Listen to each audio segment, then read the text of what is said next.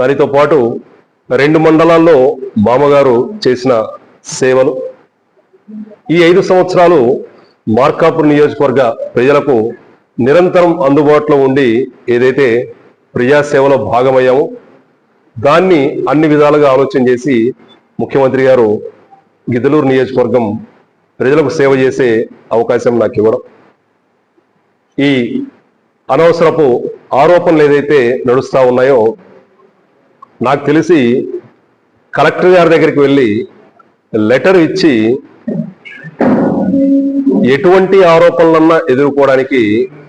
నేను రెడీగా ఉన్నాను, మీకే లెటర్ ఇస్తున్నాను, వాటిని అన్ని విధాలుగా వాటిని పరిశీలించి ఎంక్వైరీ చేసి యాక్షన్ తీసుకోండి అని చెప్పిన ఏకైక ఎమ్మెల్యే ఎవరైనా ఉంటే నేనే ఉంటాను.